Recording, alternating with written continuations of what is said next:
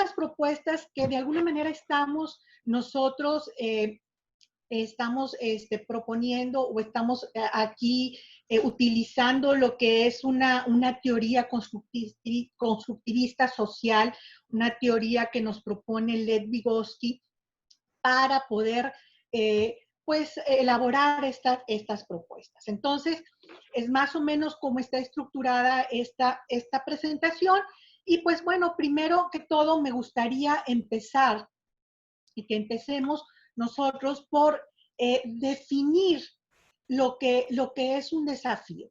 ¿Por qué es importante definir un desafío? Porque con esta definición me gustaría que la tuviéramos en mente para poder ver todo lo que vamos a estar platicando aquí. Entonces, fíjense que a mí me gustó mucho esta definición. Decimos que tenemos un desafío ante nosotros cuando pretendemos lograr el éxito en un tema determinado. ¿Sí? Entonces, nos hacemos la pregunta, bueno, ¿cuáles son esos factores de éxito que influyen en la educación a distancia? Seguramente la mayoría de nosotros no nos imaginábamos por ahí de enero, febrero, que si bien habíamos escuchado de este virus, no nos imaginábamos pues el alcance en cuanto a lo que estamos viviendo el día de hoy. Sí, quizá algunos muy optimistas pensábamos que regresábamos a las escuelas, a los salones de clase en 2, 3 meses, pero pues ahora vemos que esto no ha sido posible. Y además, en el momento en donde empieza esta educación a distancia, pues realmente se vuelca todo nuestro mundo. Tenemos mucho trabajo los docentes en hacer nuevas planeaciones, más acorde ahora con un sistema de educación a distancia o educación virtual. Y pues bueno, todo esto nos genera angustia, nos genera mucha carga de trabajo. Entonces, vamos primero que todo a identificar todos los involucrados dentro de un proceso educativo. ¿Sí? Bien, ¿quiénes son los involucrados? Pues primero están las autoridades educativas. ¿A qué nos referimos con autoridad educativa? Bueno, pues a los que toman la decisión sobre la educación en el país.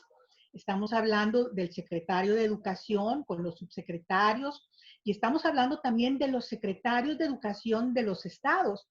¿Sí? Ellos son los de alguna manera los encargados de ir definiendo esas directrices que nosotros tenemos que ir siguiendo. Después vienen las autoridades escolares. Las autoridades escolares son los directores, a lo mejor el supervisor, que están a cargo ya sea de un grupo de escuelas o bien de una escuela en particular. Los docentes, pues bueno, son todos aquellos que estamos encargados, ¿verdad?, de desarrollar las habilidades o ayudar a los alumnos a que desarrollen sus habilidades y sus capacidades en un espacio que puede ser el aula y ahora pues el aula virtual o el aula a distancia. Los alumnos pues son todos aquellos que están aprendiendo en los centros escolares y bien los padres de familia que dentro de lo que es la educación básica y quizá todavía la media superior tienen un papel muy importante dentro de todo este proceso educativo. Vamos ahora a dimensionar la educación en México.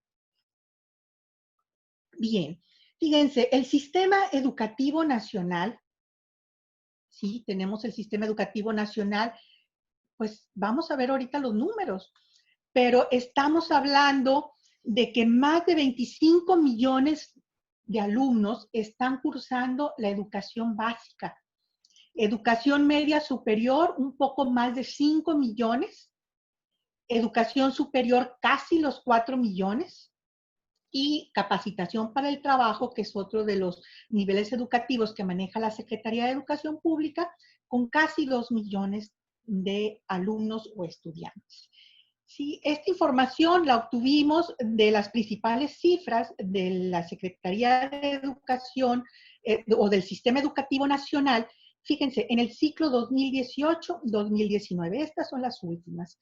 Entonces, estamos hablando que nuestro sistema educativo nacional tiene 36.6 millones de estudiantes en todos los niveles, sin contar, por supuesto, a los docentes, a las autoridades escolares y a las autoridades educativas y también a los padres de familia. Les quiero compartir unos datos de una encuesta nacional de disponibilidad y uso de la tecnología y del Internet en los hogares. Esta es una encuesta que ya lleva tiempo haciéndola el INEGI y están los resultados del 2019.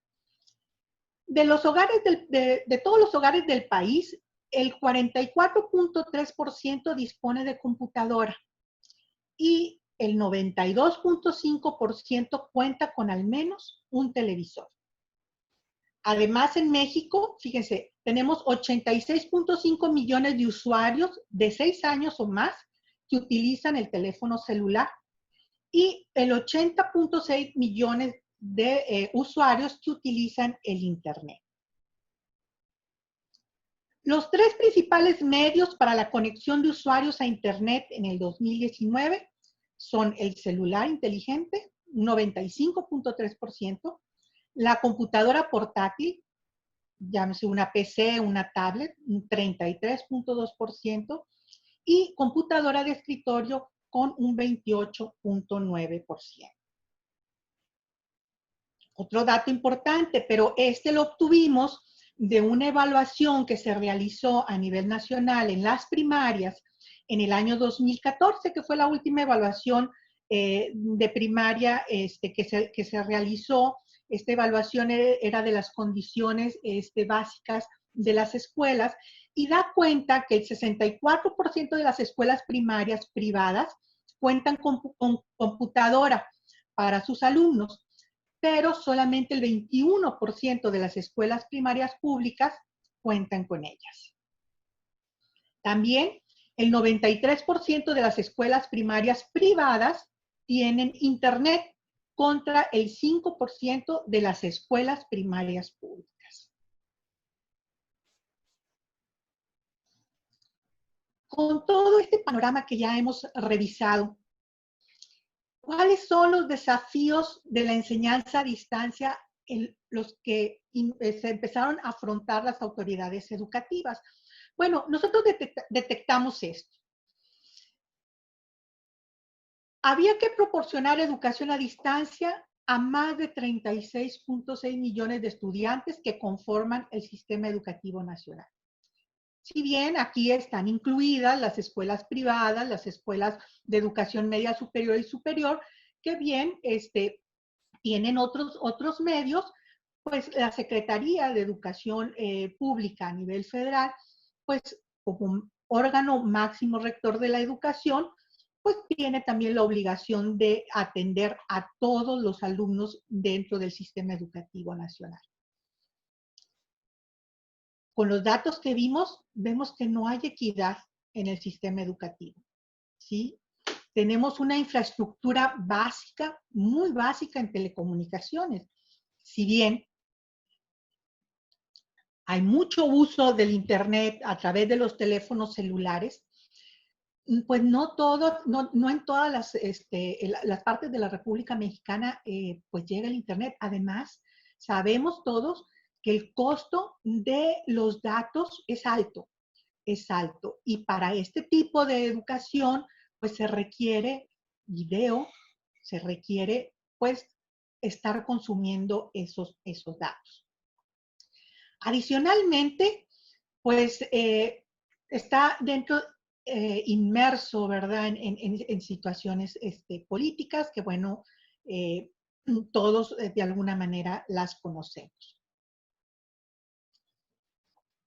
Si recuerdan, en este sexenio se hizo una nueva reforma educativa en donde se habla de implementar una nueva escuela mexicana y ellos comentaban que las características de esta nueva escuela mexicana pues era convertir a los docentes en agentes transformadores también en manejar principios básicos dentro de la educación, como la integridad, la equidad, la excelencia, la educación humanista, científica y tecnológica. Bueno, pues todo esto a través de distancia pues se convierte en otro desafío. ¿Cómo se va a ir implementando esta nueva escuela mexicana? Y por supuesto, otro de los desafíos de las autoridades educativas, pues es poner a disposición de todos los alumnos y de los padres de familia, pues los materiales que se utilizan como son los libros de texto y sobre todo llegar a distribuirlos pues ante una pandemia en donde a veces había o existía problemas de movilidad. Quizá ahora ya hemos empezado a regresar un poco más a la normalidad. Bien. Ahora veamos, pongámonos los anteojos de las autoridades escolares. Las autoridades escolares, su principal desafío es la gestión educativa. Hay que recordar que dentro de un proceso de gestión educativa, pues ellos tienen que planificar, tienen que organizar, tienen que ver cómo lo van a estar coordinando, dirigiendo y coordinando, ejecutando en el siguiente ciclo escolar y dándole seguimiento. Entonces, realmente hay una gran incertidumbre en las autoridades escolares porque no hay una fecha de regreso a las escuelas segura, ¿sí? Se hablan ahí de posibles escenarios de regreso, pero no existe una seguridad. Imagínense esto en una escuela privada, ¿sí? Genera mucha incertidumbre. Además, también, pues no sabemos cómo se va a regresar.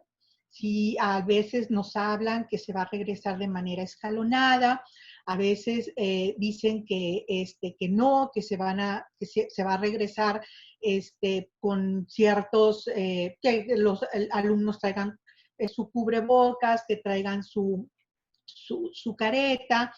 Este, Además, los protocolos pues a veces no están muy claros y estos quizá pudieran ir cambiando porque sabemos que esta pandemia es realmente joven y precisamente pues día con día cambia la información. ¿Sí? Un ejemplo de esto es cómo nos han hablado de diferentes medicamentos que pueden ayudar. De repente nos dicen que el medicamento, por ejemplo, la hidroxicloroquina, está aliviando y de repente que no, y van cambiando. Entonces, lo mismo va pasando con estos protocolos de seguridad. Además, no sabemos en qué condiciones van a regresar nuestros alumnos de aprendizaje y también con afectaciones o no afectaciones socioemocionales. Yo les quiero platicar que hace unos días en la antesala de un consultorio me encontré con un niño. Los dos andábamos con cubrebocas, careta, y a mí me gusta mucho platicar con los niños, la verdad, y lo primero que se me ocurre, estábamos a una distancia de más de 2 metros, le pregunto, ¿cómo te llamas? Y el niño me decía, no, con la mano, no, ¿sí? Entonces su mamá, un poco apenada, me dice, es que tiene mucho miedo del contacto con las personas por el COVID. Entonces, claro, es un niño entre muchos, ¿verdad? Pero ellos de alguna manera también pues han ido generando emociones fuertes durante todo este proceso de pandemia. Bien, ahora vamos a platicar un poquito de esos desafíos de la enseñanza a distancia de los docentes. Bueno, sin lugar a dudas, hemos tenido mucha carga de trabajo, ¿sí? Tenemos ahora exigencias de desarrollar nuevas habilidades digitales y a veces hasta tecnológicas, porque nosotros debemos de ser capaces de que si se nos cayó el internet, que si el alumno tiene algún problema para conectarse, pues apoyarlo también para que pueda. O incluso, tenemos que desarrollar también pues otro tipo de conocimientos que a veces en las escuelas formadoras de maestros, de docentes, pues aún no está contemplado dentro de los planes de estudio. Entonces, ese fue un gran desafío. Sí, hubo a lo mejor inversión de nuestro bolsillo. Siempre el maestro se ha caracterizado por ser una persona muy creativa y con muchas ganas, de gran vocación, y a veces compra material para sus alumnos. Bueno, pues ahora nosotros de alguna manera también se ha tenido que invertir. Quizá no teníamos computadora, quizá no teníamos internet, o nuestro internet era a lo mejor un internet básico, pero pues que necesitamos incrementar su ancho de banda, ¿sí? Y pues todo eso de alguna manera son gastos. Aparte, tenemos una presión muy grande. No podemos perder alumnos, tanto en la escuela pública como en la escuela privada. Nosotros, los docentes, sabemos que cuando un alumno se baja del tren de la educación, es difícil volverlo a subir. Y más, sobre todo en aquellos medios como ya secundaria, como preparatoria, en donde pues empiezan ellos a encontrarle o a encontrar otra forma de vida, ¿sí? Y dejan a un lado los estudios. Bien, los docentes también tenemos nuevas exigencias en la planeación de clase, ¿sí? Aparte tenemos dificultad para contactar a nuestros alumnos. Hay alumnos que no los podemos contactar y también en algunas ocasiones se da clases a los alumnos y a los papás de los alumnos, ¿sí? Y del lado de los alumnos, ¿qué desafío de aprendizaje ellos están viviendo? Bueno, pues tenemos algunos alumnos desmotivados, ¿sí? Alumnos que no quieren ver la televisión o simple y sencillamente mejor quieren ver otro programa en la televisión, no quieren estar viendo programas educativos, ¿sí? No saben qué va a pasar, dice, ¿para qué? ¿Para qué hago la tarea? No me la van a revisar. Los alumnos están desmotivados. Y también tenemos alumnos angustiados. Fíjense, y aquí les voy a compartir otra experiencia que me comentaba una directora. Me comentaba una directora de una escuela que un día recibió la llamada de una niña muy preocupada pidiendo de si había la oportunidad de que las clases fueran a partir de las 6 de la tarde. Y la directora le pregunta, ¿pero por qué? ¿Por qué a partir de las 6 de la tarde? No, pues tenemos en el horario de la escuela. Dice, es que yo nada más me puedo conectar por internet con el celular de mi mami y mi mami va a trabajar y llega a las 6 de la tarde y yo no quiero perder clases. Entonces, eso están también viviendo nuestros alumnos. Por supuesto, también tienen una mayor carga de trabajo. Hay muchos distractores que no les permite estar 100% concentrados. Le restan importancia a las labores escolares, que era algo de lo que comentábamos ahorita, y en alguna ocasión hay un poco contacto con sus docentes. Fíjense, entre el problema de los docentes que no pueden contactar a sus alumnos y los alumnos que no tienen un seguimiento de los docentes. Estos son datos que dio la Secretaría de Educación Pública, que en el ciclo pasado, lo que llevó la pandemia de finales de marzo a que se terminó el ciclo escolar en julio, había más de 2 millones de alumnos que no habían tenido contacto con sus docentes. Esos 2 millones de alumnos no tuvieron un seguimiento durante ese periodo escolar. ¿Y los padres de familia? Pues los padres de familia están muy agobiados también. Hay padres de familia que tienen que ir a trabajar, no tienen con quién dejar a los niños, no puede saber si su niño está viendo el programa de televisión o se está conectando con su maestra. Están agobiados. Algunos están molestos, ¿sí? molestos por toda esta situación, quizá también perdieron su trabajo, quizá no pueden garantizarle ya la educación a sus hijos como lo hacían en un pasado, ¿sí? Hay algunos, porque también me ha tocado platicar con algunos que me dicen, es que pues ya la educación recayó sobre nosotros. ¿Qué están haciendo los maestros? Ya los docentes, los directivos no están haciendo nada. Y las autoridades solamente nos están poniendo programas de televisión que mis hijos no los están viendo. Entonces, es parte de los que los padres de familia también viven y pues están evaluando otras alternativas. Por ejemplo, acá en el estado de Nuevo León, hay padres que están evaluando el homeschooling, ¿sí? Que es el aprendizaje ahí en casa y, pues bueno, que tendrás ventajas y también tiene sus desventajas. Hay otros padres de familia que dicen, no, pues lo voy a sacar de la escuela privada, lo voy a llevar a una escuela pública.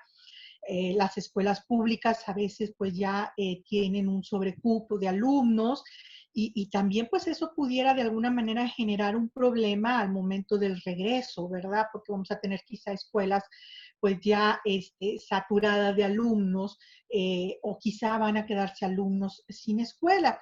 Y también hay algunos padres que dicen, bueno, que pierda este año escolar, no me importa, ya que pase la pandemia, ya vemos, la educación es un derecho que tienen, tenemos que encontrar una escuela, pues sí, pero pues también si ese es el derecho, pues está complicado pensar, ¿verdad? Que pierdan un año por lo que es la pandemia por decisión de los padres. Y ante todo esto, la pregunta es, ¿qué hacemos? ¿Qué hacemos? Bueno, vamos a revisar la teoría. A ver, ¿qué nos dice el paradigma constructivista? Hay que recordar que este paradigma constructivista sí, es fruto de una corriente psicológica, pedagógica, filosófica y sociológica y de muchos investigadores como Piaget, como Ausubel, ¿sí? Que de alguna manera empezaron a estudiar cómo se daba el aprendizaje en los niños y en los adultos. Esta teoría nos dice que el aprendizaje se construye a través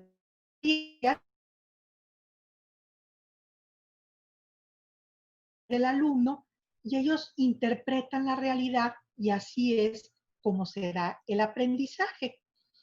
Entonces, el constructivismo nos plantea que el alumno es la figura principal dentro de este proceso de aprendizaje. Como lo comentábamos, que este aprendizaje se basa en las experiencias de cada alumno y bien que los docentes de alguna manera preparamos al alumno aportándole herramientas para que se dé ese aprendizaje. La teoría constructivista social, ¿sí? Esta teoría nos las propone Lev Vygotsky, el psicólogo ruso, judío, que vivió muy pocos años, como 33 años,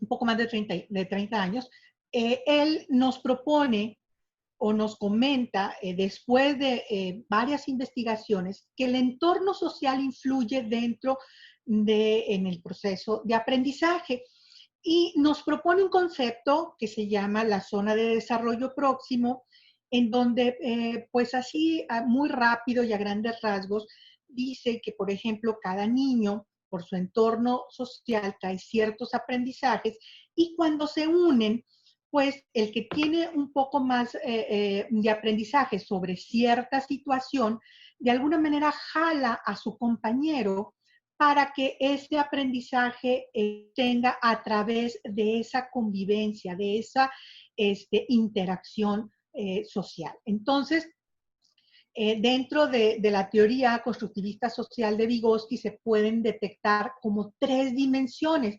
Dice, el aprendizaje, bueno, para el aprendizaje sí se va a dar lo que es la dimensión constructivista, que es todo como se va formando el aprendizaje a través de poner al alumno en el centro de este proceso.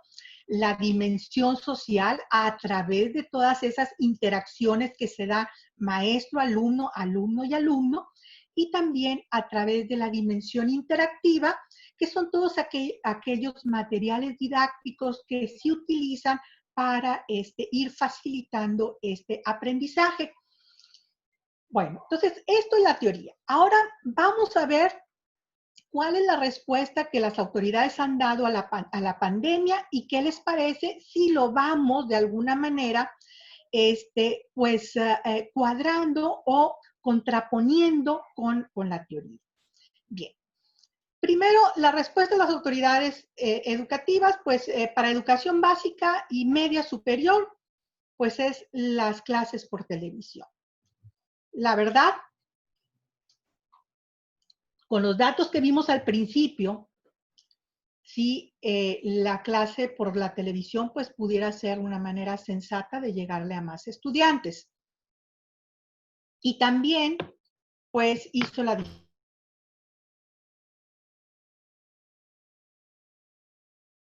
Está cumpliendo la dimensión constructivista, que es la clase por televisión, y la dimensión interactiva, que es la distribución de los libros, o sea, tener el material. Y la dimensión social, la que Vygotsky nos propone como dimensión más importante que se da dentro del aprendizaje. Bueno, esa pregunta nos quedamos porque después en las propuestas pues vamos a ver cómo podemos ir fortaleciendo esa dimensión. Las escuelas de educación básica, media superior y superior privadas, pues bueno, ellos utilizan más lo que son las plataformas. Sí, hay muchas plataformas, Blackboard, Canvas, donde los docentes, Google Classroom también, entre otras, donde los docentes pueden subir ahí su material y pueden estar de alguna manera interactuando con sus alumnos a través de sesiones síncronas, que son sesiones donde el maestro y el alumno están conectados al mismo tiempo, que muchas escuelas han optado por llevar sus clases de esta forma. Sí, a veces es algo muy, muy cansado porque, por ejemplo, pues tener al alumno, a un chiquito de primaria, todas las horas frente a la computadora, pues es cansado, sus ojitos van a secar, etcétera. O sea, hay otras implicaciones que tendríamos como que analizarlas muy cuidadosamente. Y en estas sesiones síncronas me comentaba también otros maestros que pues bueno, hay reglas muy importantes, sobre todo para los alumnos de educación básica y media superior, que los alumnos deben de estar con su uniforme, deben de tener siempre la cámara encendida, que pues bueno, esto también lleva a otras implicaciones que sería un tema muy interesante para otro webinar. Sí, después también están las sesiones asíncronas, esto quizás se da un poquito más en la educación superior, en donde se dejan ciertas actividades y hay otro tipo de, podemos decir, de dinámicas como foros de discusión, en donde se puede estar construyendo ese aprendizaje. Y bien, pues sí existe una mayor interacción, esto definitivamente, y también pues hay un mayor intercambio de información y documentos a través de este tipo de propuesta que actualmente están utilizando, sobre todo las escuelas privadas, quizá algunas públicas también, para poder mantener la educación. Sería educación virtual más que educación a distancia. Entonces, aquí vemos utilizar las plataformas, puede ser la dimensión constructivista, las sesiones junto con la interacción, pues esa dimensión social, sí, y el intercambio de información y documentos, pues sería como la dimensión interactiva. Ahora vamos a platicar, ya cerrando esta plática, sobre las propuestas. Si vemos dentro de la dimensión constructivista,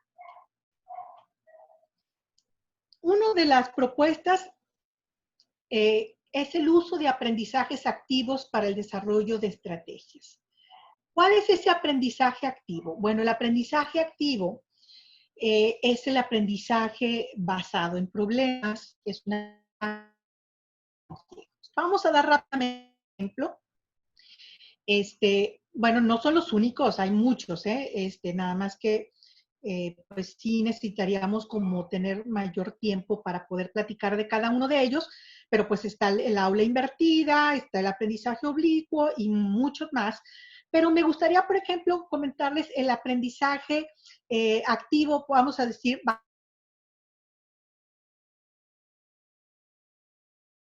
segundo de primaria, puede ser el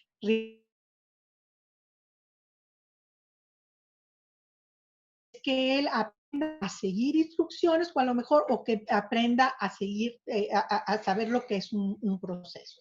Nosotros le encargamos al niño esto, a lo mejor a algunos les va a ocurrir primero, pues poner limón, luego el azúcar, que va a salir muy amarga, que primero se tiene que batir, se le pone limón. Todo este tipo de aprendizaje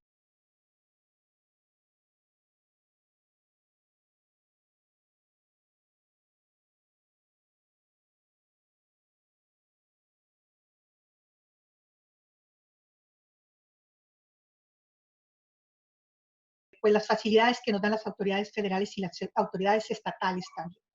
Bien, en todo momento hay que involucrar a los padres de familia como corresponsables del aprendizaje. Este es un punto muy importante y parece que se dice fácil, pero no es fácil. Sobre todo cuando tenemos padres de familia que están trabajando, debemos de buscar alternativas con ellos, acercarnos nosotros como docentes y buscar cómo pueden ser ellos corresponsables del aprendizaje de nuestros alumnos. Es importante que los padres de familia conozcan los temas que van a desarrollar, pero también conozcan las actividades que van a estar realizando y que a lo mejor muchas de las actividades son actividades en casa, dado que es el contexto, ¿verdad?, con el que tenemos actual. Dentro de la dimensión social, que algunas propuestas, pues es diseñar actividades colaborativas en línea acorde a la edad de los alumnos. Actualmente hay herramientas que nos permiten formar pequeños grupos, pequeños equipos y que el maestro esté monitoreándolos, pero recuerden que la forma de que esa zona de desarrollo próximo sea una realidad, pues es a través de este tipo de relaciones colaborativas entre los alumnos, que si bien pues ahorita no lo podemos hacer presencial, sí podemos de alguna manera buscar que sea en línea. Otro de las propuestas es mantener la interacción alumno-maestro. Recuerden que el microaprendizaje nos dice que cuando estamos en línea, cada 15 minutos debemos de estar de alguna manera interactuando, preguntando, provocando porque los alumnos tengan una interacción con nosotros y entre ellos mismos.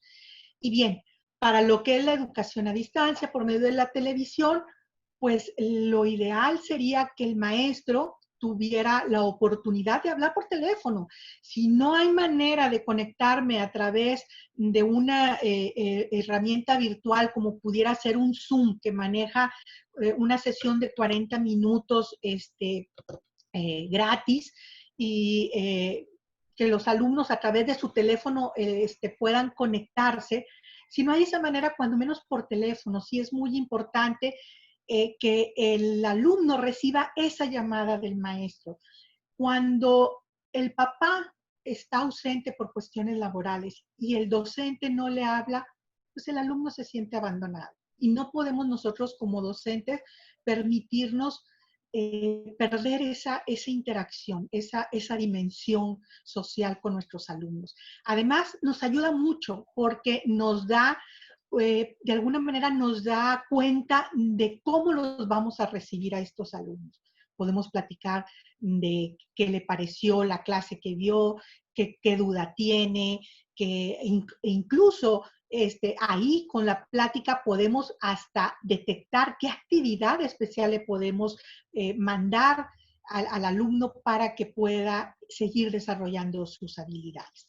Y vuelvo a poner esto porque es sumamente importante involucrar en todo momento a los padres de familia, no como responsables del aprendizaje, porque no son los responsables, pero sí son corresponsables de este proceso de aprendizaje. Y bien, dentro de la dimensión interactiva, esto lo voy a tocar muy rápido, ¿sí? Vamos a comentar que podemos nosotros elaborar y diseñar actividades interactivas de aprendizaje, pero que sean actividades realmente bien fundamentadas y que desarrollen la habilidad que nosotros estamos buscando con el alumno. ¿Sí? Podemos también utilizar o pedirles que utilicen materiales al alcance, por ejemplo, bien, vamos a necesitar contar, pues bueno, pídele que vaya y consiga 10 libros o que sea algo muy tangible para él con cosas que puede encontrar dentro de su ambiente, ¿verdad? Donde está realizando la actividad. Y les quiero platicar por último de estos recursos educativos abiertos. Esto es una iniciativa de la UNESCO, que son materiales didácticos de aprendizaje o investigación también, que se encuentran en el dominio público, que se publican con licencia de propiedad intelectual, pero que se pueden utilizar, ¿sí? Y que son de distribución gratuita.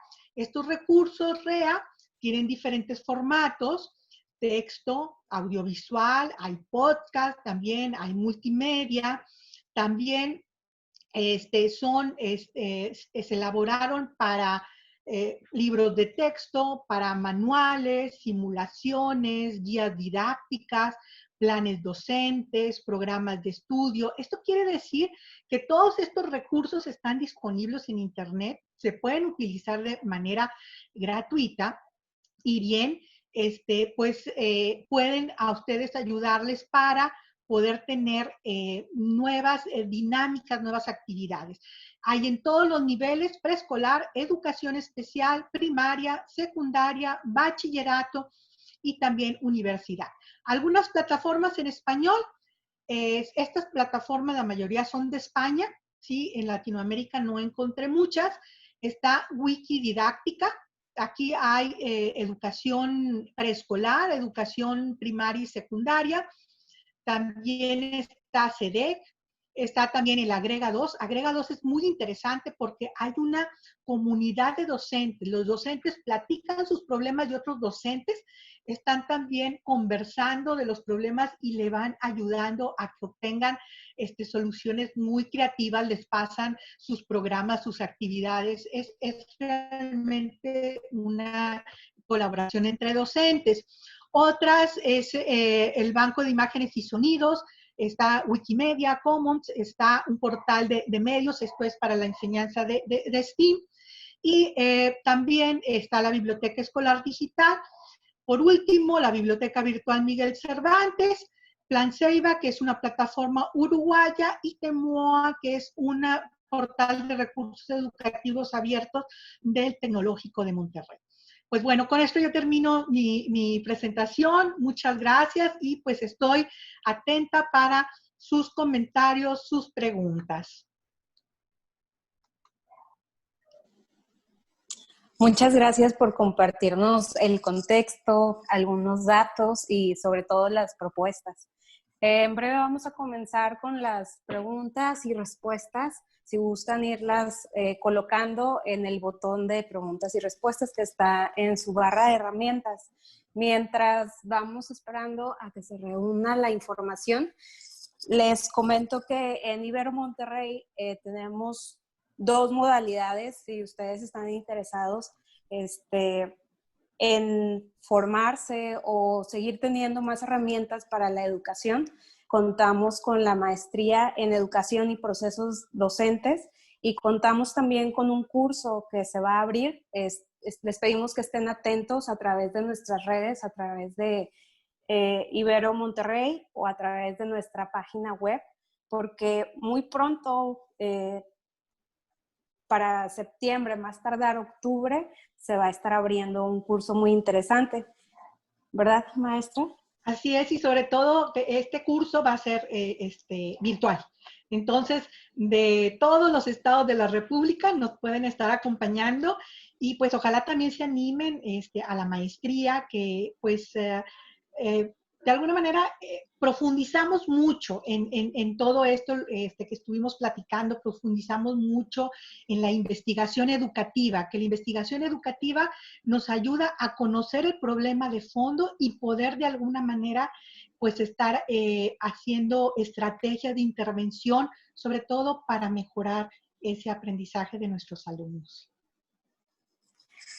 Así es. Les pedimos que nos acompañen a la sesión de preguntas. A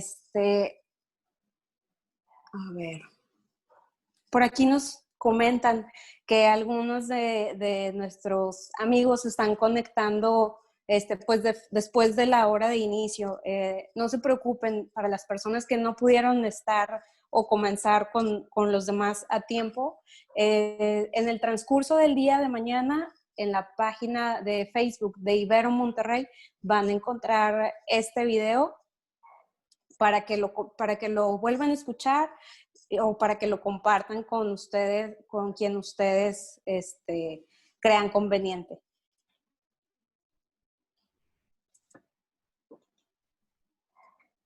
A ver. Vamos a comenzar con las preguntas. Nos pregunta Brenda Matus que ella va a trabajar puramente con WhatsApp, fotocopias, porque el lugar donde trabaja no es de altos recursos. No sé si pudiera darme opciones de cómo hacerlo de esta manera y poder ayudar más a mis alumnos. Bien, muchas gracias, Brenda. Muy, muy interesante tu pregunta porque, pues bueno, realmente a esto nos estamos enfrentando los docentes, ¿verdad? Yo creo que pudieras desarrollar algún cuadernillo de actividad, ¿sí? A lo mejor más que fotocopias, que sea un cuadernillo de actividad con tus alumnos. Yo creo que puedes utilizar algunas redes sociales como Facebook. El Facebook pueden armar grupos cerrados en donde solamente le van a dar el acceso a sus alumnos. Pueden hacer un Facebook Live, ¿verdad? En donde en vivo puedan estar reforzando aquellos temas que ustedes consideran importante reforzar, pero sobre todo, recuerda, el seguimiento. El seguimiento es muy, muy importante porque es lo que te ayuda a identificar cuáles son las necesidades de tus alumnos. ¿Sí? Mantente siempre en contacto con ellos y mantén informados a los padres de familia. ¿Qué van a hacer? ¿Cómo lo van a hacer? ¿Qué habilidades estás buscando que ellos desarrollen? Ok, gracias. Claudia Arcos nos comenta, o alguna de sus preocupaciones es el trabajo con preescolares que tienen barreras de aprendizaje y el trabajo con los niños de padres comerciantes que su trabajo los absorbe y más en estos tiempos. Sí, sí, es muy interesante esa pregunta y realmente pues nos damos cuenta que muchos de nuestros alumnos viven estas situaciones.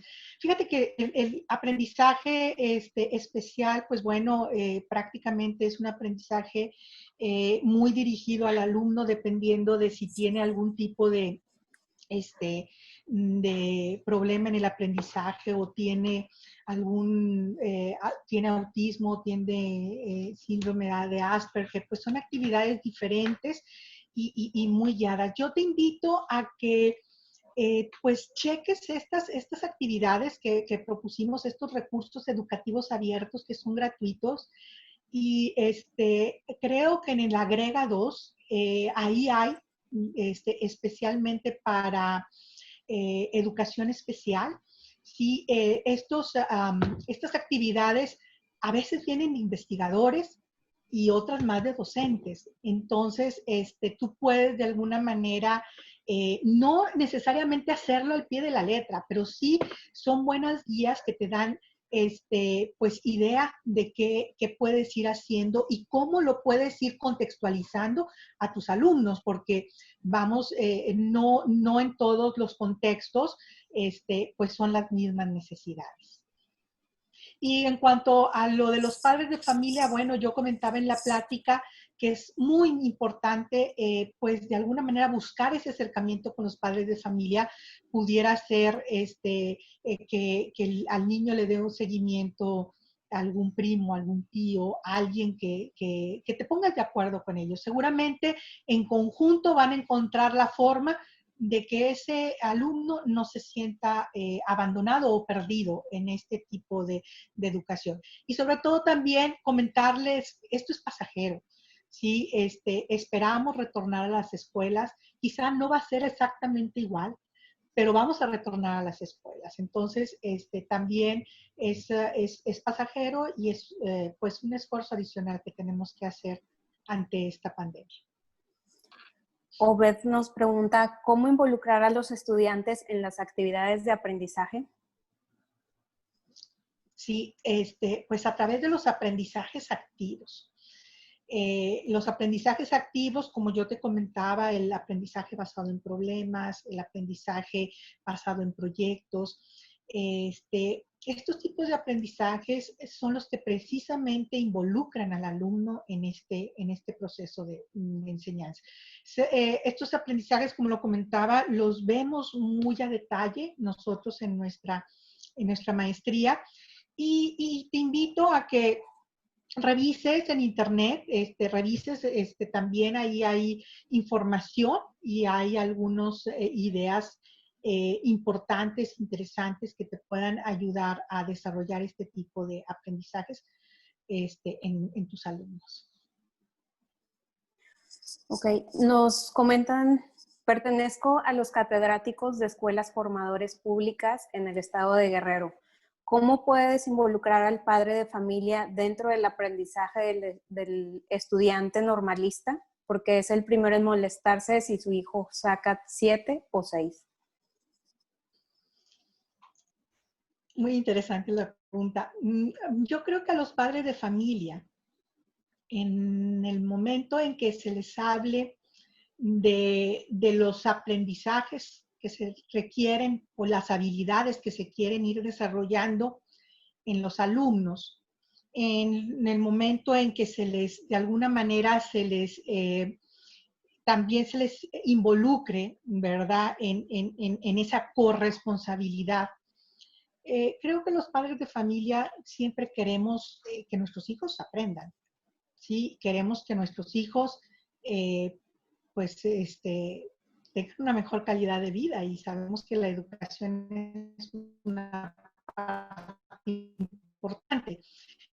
Yo considero que es esa comunicación abierta, esa comunicación de lo que se está haciendo y de por qué se está haciendo, puede ayudar mucho. Sin embargo, bueno, siempre habrá casos, ¿verdad?, en que pues esa comunicación se torne mucho más difícil de poder lograrla. Tenemos una pregunta de Guadalupe. ¿Cómo ayudar a los niños con problemas de aprendizaje y sobre todo a distancia si se dan cuenta de que hay alumnos que no saben ni qué tienen que hacer? Bueno, es que por eso nosotros tenemos que darle el seguimiento y tenemos de alguna manera que hacer corresponsable al padre de familia y sobre todo más en la educación especial. Hay muchas investigaciones que hablan de la participación de los padres de familia, porque Santa sí me está hablando de un aprendizaje especial, ¿verdad? Sí. Sí, del papel que debe de tomar el padre de familia dentro del aprendizaje especial.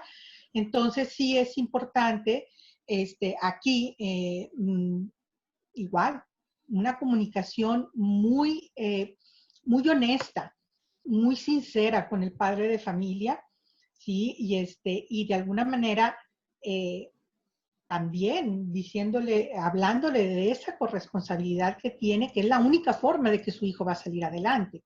Los docentes no podemos solos, ¿sí? No podemos solos. Los padres de familia no tienen las estrategias, no tienen esas habilidades, bueno, no todos, porque muchos pues son docentes también, pero no todos tienen esas estrategias de aprendizaje que los docentes desarrollan en las escuelas formadoras, que los docentes aprenden también con base en su experiencia. Entonces, es un trabajo en conjunto. Es un trabajo en conjunto y nosotros tenemos que buscar la manera de que se logre ese trabajo en conjunto. Miriam nos pregunta, ¿cuál sería la mejor forma de evaluar o cómo evaluar a los alumnos con este aprendizaje a distancia? Sí, es una pregunta muy, muy interesante porque las evaluaciones que podemos hacer solamente son evaluaciones diagnósticas.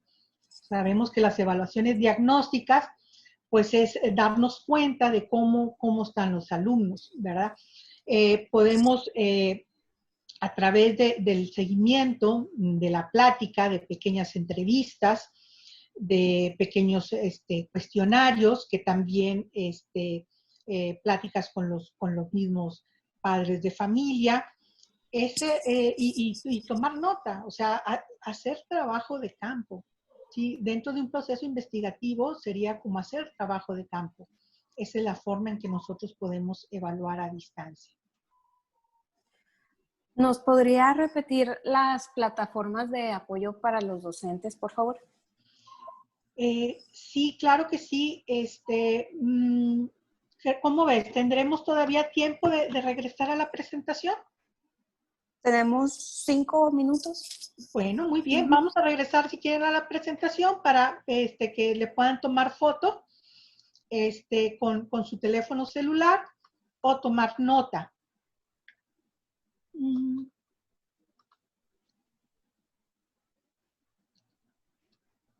A ver, permítanme un momento. La sesión se está grabando, maestra, entonces también igual se les va a compartir la liga a sus correos. Perfecto, muy bien, ¿no? Pues entonces, a lo mejor ahí lo pueden de alguna manera revisar, pero pues rápidamente les comento, está Wikididáctica TIC, agrega 2, SEDEC, ¿sí? Está también una biblioteca escolar digital, Wikimedia Commons, también está Temoa. Temoa es más para educación superior. Está una biblioteca virtual Miguel de Cervantes y también otro portal, otra plataforma que es Plan Ceiba. Sí, como les comentaba, aquí la única mexicana es Temoa, pero es importante también y podemos hacer comunidades de colaboración con docentes de España y de toda Iberoamérica a través del Agrega 2. Esperanza pregunta, ¿cuáles son las teorías vigentes sobre la educación a distancia que más se apegan a la realidad mexicana? Bueno, creo que esa es una pregunta amplia. No sé si nos alcance el tiempo. Me gustaría, Esperanza, son varias teorías. Me gustaría que me dieras la oportunidad de respondértela vía correo electrónico, pasarte algunas incluso investigaciones e incluso también bibliografía que puedas tú consultar y recordar nada más que pues esto tiene que estar pues de alguna manera contextualizada las características de nuestra aula, a nuestras condiciones y sobre todo contextualizada a nuestros alumnos. Ok, gracias. Víctor pregunta, si un alumno no cuenta con televisión y el medio facilitador de enseñanza es la radio, ¿cómo será su papel de docente ante la limitante de señal? Desconozco si se van a transmitir también los programas en radio. Supongo que por la pregunta de Víctor, sí va a ser así. Pues aquí se complica mucho más el aprendizaje, porque nosotros sabemos de alguna manera que con el radio pues aún podemos perder más la atención, sin embargo se puede desarrollar más la imaginación. Hay que recordar que la imaginación a través del radio pues se empieza a desarrollar más. Yo a lo que me iría más es qué tipo de enseñanza vamos a estar transmitiendo por el radio. ¿Realmente va a ser algo dictado? Pues no vamos a lograr a cumplir el aprendizaje. Si es algo más que ayude, incentive al alumno a ir pensando, a ir desarrollando esa creatividad, pues pudiéramos entonces pensar que estamos incidiendo ahí en el aprendizaje del niño. Y vuelvo a lo mismo, es importante que el docente hable por teléfono y le pregunta, ¿qué entendiste? ¿Qué te pareció? ¿Sí? Y que le haga a ciertas preguntas y a ver, ¿cómo podemos hacerle?